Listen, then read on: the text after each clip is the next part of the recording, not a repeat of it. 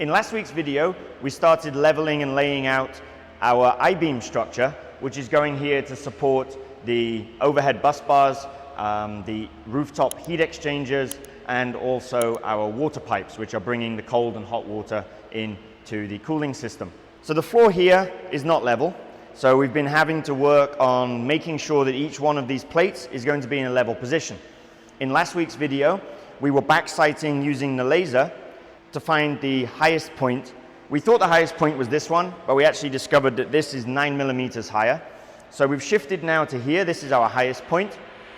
Everything else from here will have to come up by the number of millimeters that we measured last week, plus 9. Now we've moved to here. We've already started with this row here. This is plate number 1, 2, and 3. And the way that we did this was quite simply we took the laser level that we were using last week and we measured the distance on our markers that we placed on the vertical post here where we backsighted to last week. Now we know the distance in millimeters that this needs to come up. We set the laser level so that when it is sitting on this plate, it's on our 0 line. So if I move this over here, you'll be able to see what I mean if the camera comes in closer. We'll take a look here. This mark here is our 0 point, and we set the laser to that level. Now when we move the laser out to each one of the other plates, we want to adjust the height of that plate so the laser is still on the same level. So now we've already leveled this one. We backsight to here, and we see that the laser is on the same mark. So now we know that the height of this plate is the same as the height of this plate. And then we double check that by running a piece of angle bar along here. We took a spirit level, placed the spirit level on, and we see that this is now level. So surprisingly, by the time we reach over here, we're almost 2 inches out of level from our highest point there. So it's quite a lot that we need to lift these up. What we're going to do now is cut some flat bar, which we'll use as spacers in the corners of these.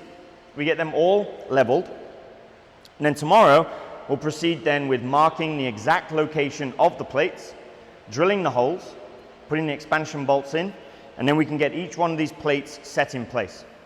Once that's done, we get the vertical columns, position those on the plates, get them vertical, and weld them into place. Once we have all of those in place, we can then assemble the cross beams, and then the structure's done. Final part to do then will be to paint it and then pour an actual level concrete floor. Now you may wonder why we just didn't pour the level concrete floor first. The reason is these base plates and the bolts are going to be sticking up out of the floor, and this is going to get in the way of our racks. So we want the racks to be flush against the edges of the steel columns. So therefore this is going to be buried under the concrete. Not only will it add structural rigidity, but also it means that we have a nice flat surface. We can put the racks in with no obstructions from the base plate, and we can get those racks close up to the edges of the vertical beams, and then we can put some brushes on just to close up any gaps and make sure that we have good containment here inside of the hot aisle.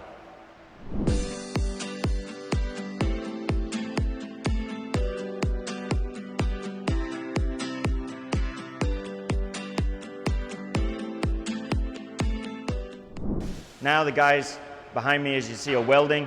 They're welding those metal plates into position on the bottom so that now it's easier for us to move these plates around and the spacers are not going to get lost or fall off, etc.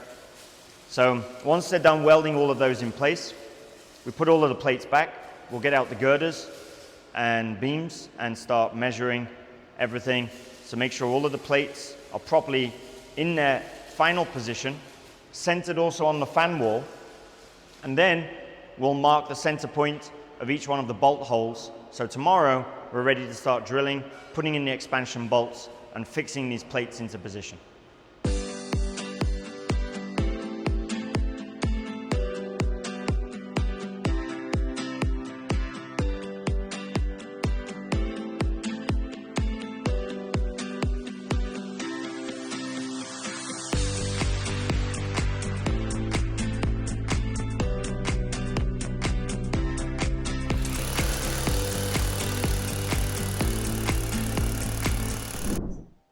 We just received some of the other pieces that we're going to need to assemble the I-beam structure that we've been laying out. If you come and take a closer look here at the table, you can see some of the parts that we've got.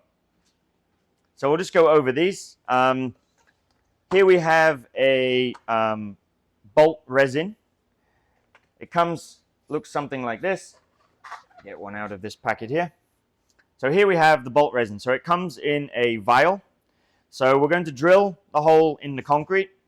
We insert this to the hole, drill into this, the glass breaks, and the chemical reaction will begin. And obviously we have to insert the bolt. So these are the bolts that will be inserted into the ground now. Bolt, nut, and washer, and these will be holding the plates that you've seen us laying out.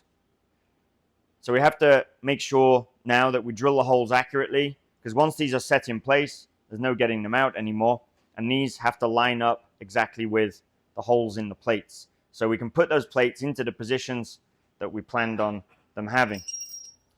To drill the hole, you need a big drill bit.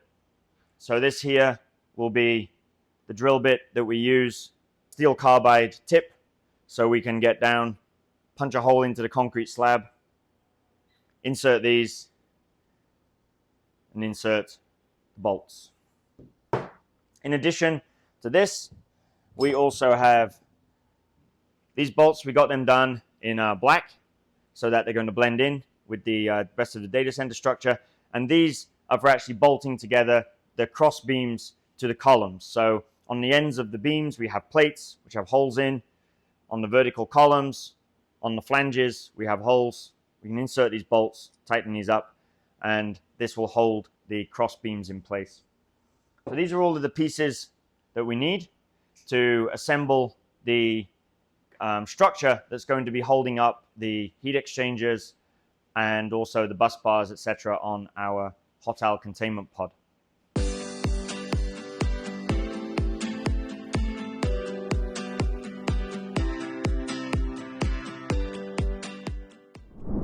Here we are still working on the installation of the base plates. Yesterday we drilled all of the holes for the bolts. Now the bolts are being put in. Before we actually put the bolts and the chemicals in to the hole, we have to first clean it out. So we've got an air compressor. We're blowing air into the holes. That blows out the dust that's inside of there. Then we can put the chemical epoxy in, put the bolts in, put the plates in place, bolt them. Then the next part, we'll start working with the girders and actually getting those vertically put in place and welded.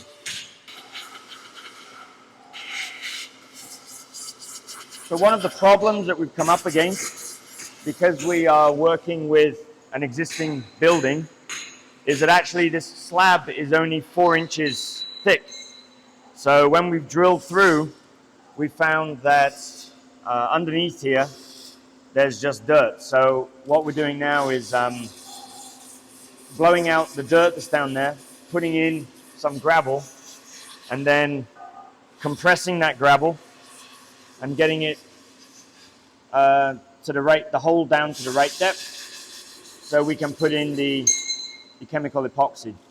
So that's what's going on here. We're just putting some gravel in, we tamp it down, and get it to the right depth before we then break the glass vial.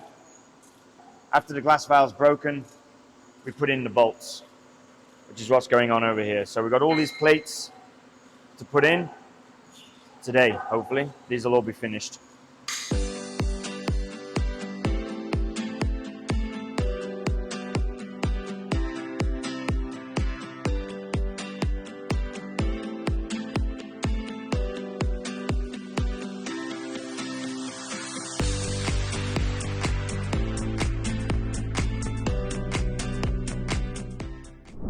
This is our first plate in position that all lined up. Out of all of the plates, this was the only one that was exactly aligned with all of the bolt holes. So the other plates have now gone out to the machine shop.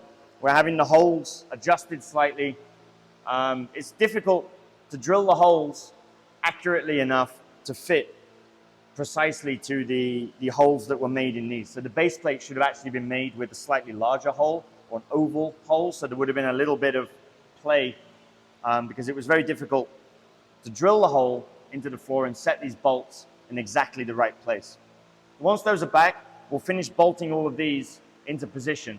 While we're waiting for that to be done, we're working on some of the vertical columns, preparing those ready to be welded.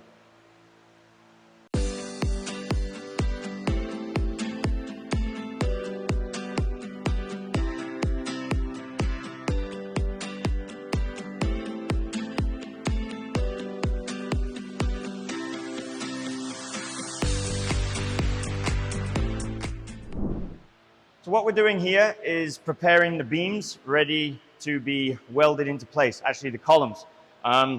So in order to get a good weld, we're going to bevel the bottoms of each one of the columns at 45 degrees. That way then when it sits on the base plate and we weld it, the filler material is going to have a space that it can enter and fill and weld and make a better joint between the base plate and the columns. So that's why we're using now the angle grinders just to grind that 45-degree beveled edge on the bottoms of all of these.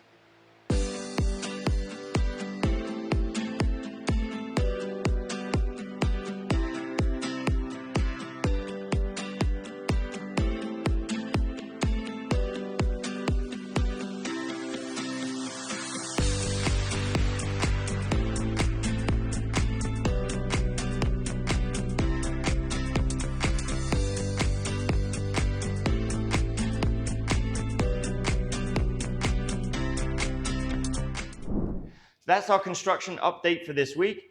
I hope that you've been following along with our series of videos as we journey through the construction of our 1 megawatt test data center facility.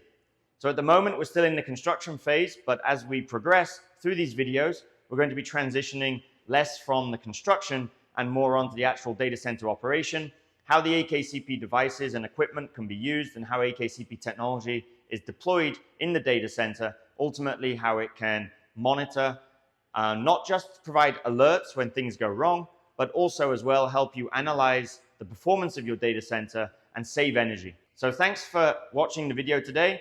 I do hope that you like and subscribe and follow along with the rest of the videos. We're trying to get at least 1 out a week at the moment, sometimes 2. I hope that you're finding these videos informative. Thanks for tuning in.